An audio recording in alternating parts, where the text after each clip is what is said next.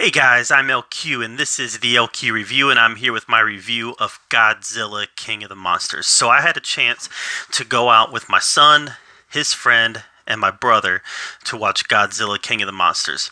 I'm a casual Godzilla fan. I've seen pretty much all the movies, but I'm not like a diehard. I can't like recite the different timelines to you or whatever. I'm a casual fan. I watch the movies. I like the movies. I dislike the movies based on each individual movie.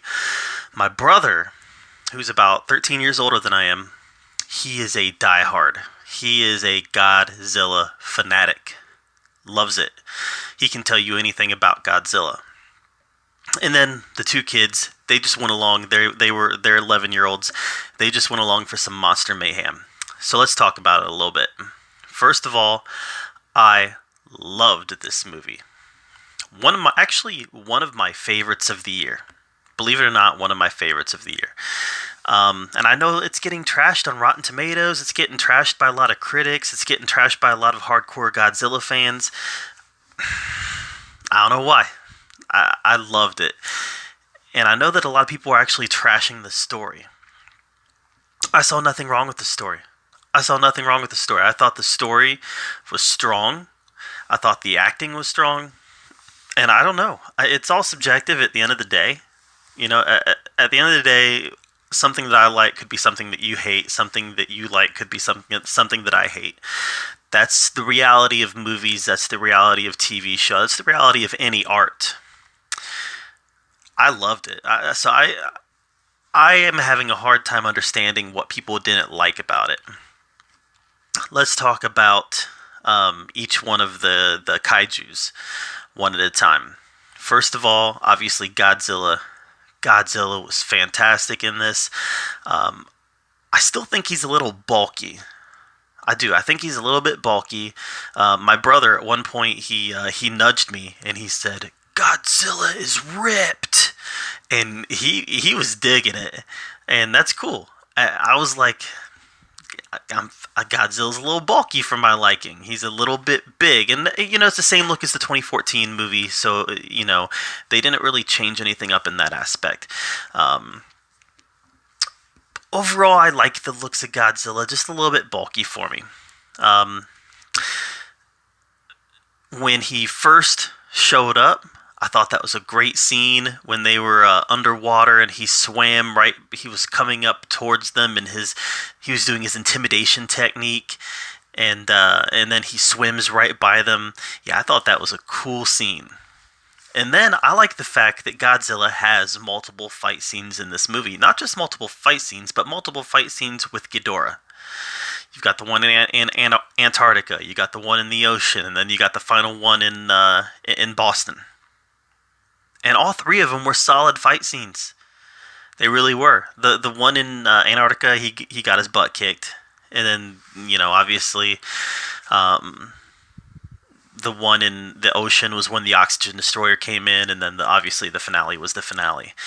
But I liked Godzilla a lot. I gotta tell you. I like the fact that he was feeding off of the nuclear radiation. I like the fact that he had an underwater lair that he went to where the people used to worship him, and there was a radiation source there that he was just taking in the radiation. And by the way, I love the idea that Ken Watanabe, I think that's how you say it. I could be wrong on that, but I love the idea that he's the one who goes into the air pocket in the ocean and sacrifices his life to set off this nuclear weapon that's going to power up Godzilla. And I love how he put his hand on Godzilla and says, "Goodbye, my old friend." I don't know why. That scene kind of got me choked up a little bit. But obviously you get to the final fight scene when Godzilla's powered up and he's getting ready to actually explode with nuclear energy. I was just loving all that. And that was ultimately the difference maker, right? In the fight was when he went radioactive, completely radioactive. So all that was really good. Perhaps the most subtle part of the movie concerning Godzilla, that was one of my favorite parts, and it's in my thumbnail, is when Godzilla comes out after being revived and he looks down at the boat, and he just looks at them. And I remember asking my brother, what just happened there? What just happened there? And I'm still not entirely sure what happened there. Was it, hey man, thanks for bringing me back? Was it, let's go do this? Was it, were you the one that sent this weapon at me? You know, what was that? But there were so many possible things that it could have been, that just the idea of translating that in my own head, you know, what was Godzilla communicating there? Loved it. So obviously Godzilla was great. Mothra. I thought Mothra was going to play a bigger role in this movie. I really did, because Mothra was kind of front and center in the trailers a lot. And when Mothra finally became Mothra, finally came out of the chrysalis, came out of the cocoon, and became Mothra at the end, boy, it was a great character. A lot of build-up with Mothra, though. A lot of build-up. I wanted to see more of Mothra. I really did. I wanted to see more. But once she came out of her cocoon, the queen of the monsters, and she came to Godzilla's aid, I loved it. And kind of what I got out of this movie was the alphas. The alphas did not respond to Ghidorah's calls. So like Godzilla, Kong, Mothra, you know, probably a couple other alphas, they didn't respond to Ghidorah's calls. It was the other submissive ones that responded to Ghidorah. The submissive ones that are now responding to Godzilla. Or somebody else. We'll talk about that in a minute. But Mothra was a lot of fun. And the fight between her and Rodan was a highlight of the movie for me. Here's the problem. Mothra is considered an alpha. She didn't respond to Ghidorah's call, so she's an alpha. Rodan was a submissive, because Rodan responded to Ghidorah's calls. Rodan still whooped up on Mothra. Mothra ended up winning, stabbing Rodan through the shoulder or whatever, but Rodan whooped up on Mothra a little bit. So I'd be interested to see, like, can a submissive become an alpha, or can an alpha become a submissive? You know, I'd be interested to know a little bit more about that hierarchy. But when Mothra finally came to Godzilla's aid and kind of sacrificed herself to make Godzilla stronger, I love that scene. I knew exactly what was happening because I'd seen some of the other movies, and it was just great. The most beautiful scene in the movie was the waterfall scene. When she comes out of her chrysalis, spreads her wings. We saw that in the trailer a little bit, but man, that was just a great scene there. Rodan.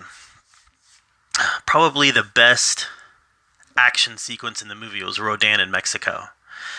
That was intense. That was just a treat for your eyes. It was sad. Just the fight scene where Rodan's flying through the air and all the fighters are trying to take him out, and they're trying to guide him towards Ghidorah. Just that whole scene was intense, fun to watch, and it was just it was eye candy. It was eye candy, is what it was, and I loved it. So the whole Rodan scene in Mexico was probably my single favorite sequence in the movie. Now, what about King Ghidorah? He was the one that I was most worried about them getting right. I'm happy to say that they nailed King Ghidorah. In fact, when they first introduced him and he comes out of the ice, and we had the close-up shots of him and everything, and the heads aren't necessarily always getting along, you know, all that stuff with King Ghidorah, my brother looked at me and he said, he's perfect. This is coming from a lifelong Godzilla fan. My brother's 52, and he's seen every Godzilla movie over and over and over again. And he thought Ghidorah was perfect. So I don't know if that says anything, if that holds any water, but it did with me. Because even though I've seen all the Godzilla movies, I'm not a fanatic like he is. And I thought Ghidorah was good. He said Ghidorah was perfect. So So that's wonderful. Um, Obviously, some great action sequences with Ghidorah. I like the idea that he creates this hurricane to move around in, this tropical storm. Um, just, just a great foil for Godzilla. And I love the fact that they made it clear that he's not a part of the natural order, that he is an alien. I was hoping that they would go there.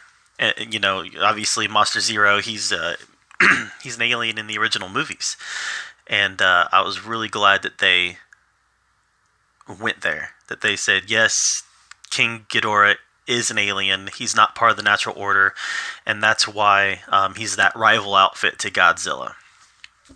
So Ghidorah was great. I love the fact that his head regenerated after it got bit off. I loved how powerful he was.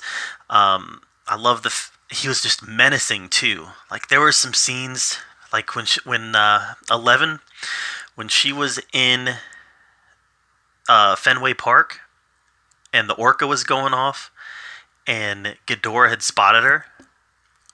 It was scary. It was a scary, tense moment. There were some scenes when like Ghidorah would lower his heads and come at the camera, and he'd be snarling while he was doing it. Those scenes were great. Visually, they were great from a standpoint of trying to elicit a response from the audience. It worked on me. I was like, that is menacing. That is terrifying. I'd be terrified to be in that situation. To be looking eye to eye with this monster. So Ghidorah was a great foil for Godzilla, but he was also just a really menacing presence on screen. There was some other kaiju in the movie. We saw another Muto there from the original 2014 Godzilla. There was a new crab, looked like a crab monster of some sort. I think that was an original for this movie. It wasn't Gamera, but it looked like there was some sort of turtle there. I don't think that the studio has the rights to Gamera, but it did look like a big turtle that came out of a mountain, or it was the mountain. So there were some other kaiju. We also got a glimpse of Kong, and they talked about Kong a lot in the movie, which I thought was great. I thought that it was great that they tied it to Skull Island, and I also thought that it was great that that they acknowledged Kong as being an alpha, as being a true competitor to Godzilla's dominance. And at the end of the movie, we saw Rodan bow to Godzilla. We saw several other kaiju kind of bow to Godzilla. But then during the credits, we actually saw that some kaiju went to Skull Island. So some kaiju were drawn to Kong, while others were drawn to Godzilla. So in the next movie next summer, Kong versus Godzilla, or is it Godzilla versus Kong? I don't care. I don't think we're just going to see Godzilla and Kong fight. I think we're going to see the kaiju that are submissive to them also fight. Now, that being said, I also believe that we're going to see Kong and Godzilla team up at the end of the movie to take out a bigger threat. Be it Mecha King Ghidorah or Destroya or whoever. I definitely see a bigger threat in the Kong versus Godzilla movie. Vera Farmiga, she was good in this movie. I know that she's one of the characters a lot of people are trashing. I think a lot of people expected her to be a heroic character when she turned out to be villainous. I don't know that she was villainous, though. I don't know that she definitely wasn't heroic. She was not a heroic character. She was not a sympathetic character. But I don't know that she was villainous. Charles Dance's character, he was villainous. He was an eco-terrorist. She was doing what she felt was right. And then when she saw that what she thought was right wasn't right, she took some steps. Granted, at the because a lot of it was because of her daughter, but she took some steps to make things right. and at the end sacrificing herself so her daughter, her ex-husband, or her estranged husband or whatever, and other people could escape, and so Godzilla could ultimately defeat Ghidorah. So was she heroic? No. Was she villainous? I don't know. Maybe a little bit, yeah. Yeah, she was villainous, but she also wasn't beyond redemption, and I think she got her redemption at the end. I've seen some people call Eleven's character a villain because of what she did at Fenway.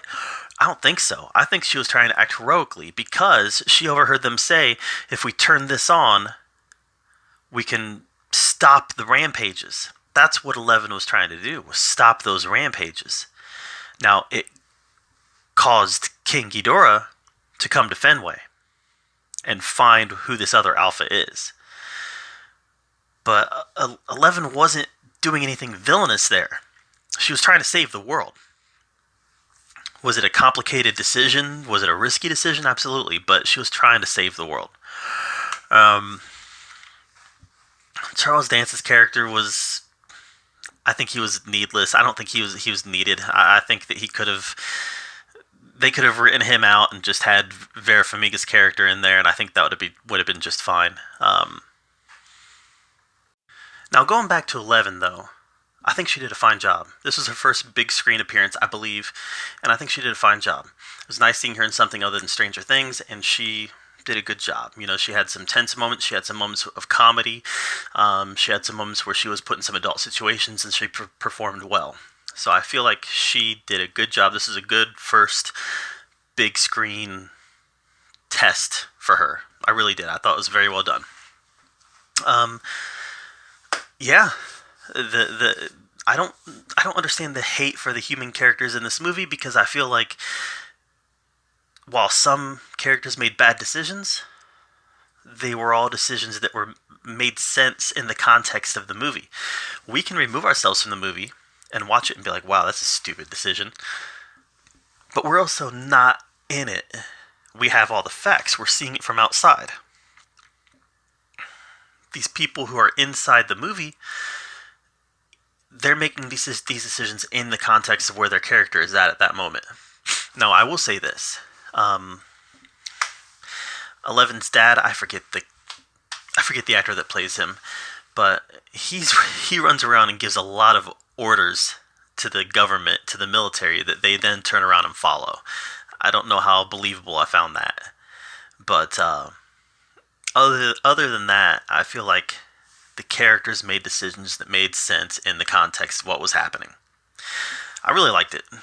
My brother, who's a lifelong Godzilla fan, he really liked it. And the two boys who just wanted to see monster carnage, they both walked away loving it. My son, he said, it wasn't as good as Endgame, but it was close. So this is coming from an 11-year-old boy who has not seen all the Godzilla movies. He doesn't have that foundation of Godzilla history to look at. He just sees a giant monster movie. That's all he saw. And he walked away saying, I didn't like it as much as Endgame, but it was close. So take that for what it's worth, you know? An 11-year-old boy who just wants to see an action movie loved it. Me, being a casual Godzilla fan, I loved it. And my brother, who is hardcore, he loved it. So I feel like we covered the bases and all of us liked it. I think that there's some franchises that critics just make up their mind that they're not going to like it. I feel like for whatever reason the decision was made that this was going to be a bad movie before some people watched it. And maybe that's not fair of me to say. It probably isn't. But I don't know. I just feel like it didn't get a fair shake because I really enjoyed it a lot. So that's my take on Godzilla King of the Monsters. What was your take? Am I missing something? Let me know in the comments down below. Whether you agree, whether you disagree. Let me know. I'm up to have my mind changed. Probably not though. I really liked it. But thanks for being here at the OQ Review, where we talk about all the geeky, all the nerdy stuff that we love to talk about. And until next time, we'll see you later.